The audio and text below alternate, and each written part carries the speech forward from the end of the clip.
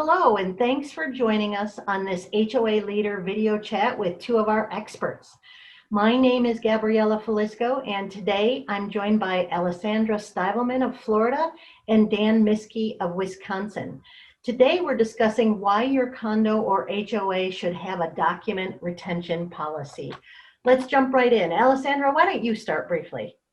Sure. So HOAs and condos have a lot of transition with boards and with property management and with owners as well. And it's really important to make sure that the association has a policy of how and how much and how often they're ensuring that their records are maintained. So they need to have consistency for the transitions. They need to have the records to protect themselves, the association as an entity, as well as the board members as volunteers who are serving on the board. So maintaining those records as part of the association's records is not only critical, but in Florida, it's required pursuant to applicable law as well. And most of the association's governing documents also require that there be retention, although without a policy, you don't really know what to retain and for how long. So that's where the policy comes in.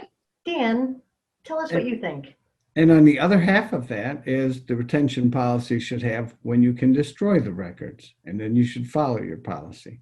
Because if you have a system that allows you to destroy the records that can be destroyed after 6, 7, 8, 9 years, those records no longer have to be discoverable. They're gone. So it's not your duty to keep them anymore as long as you're following your policy. So you don't have to pay your attorney so much to review records when you're involved in litigation that you should have destroyed years earlier. So it's a money-saving item as well. Dan, I know you have a document that you'd like to briefly discuss with listeners. Tell us about that. We have what we call our record retention policy, and ignore all the handwriting on it, but it kind of looks like this. And it tells you what documents to keep and for how long. And then we have the other part of it, which looks something like this, which breaks down the document, how long you got to keep it for is in this column, and why, and then who's keeping and what. It's just a simple way to organize your system. Excellent.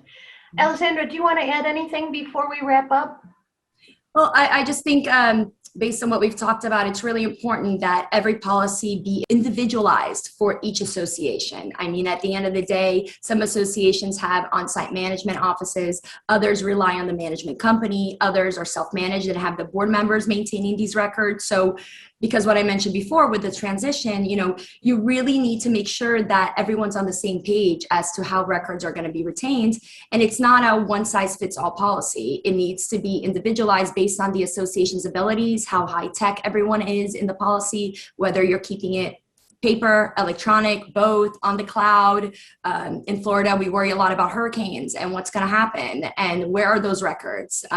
So just something that you should be working on with management, with your attorney, and with the board if you don't have one in place already. Great, thanks.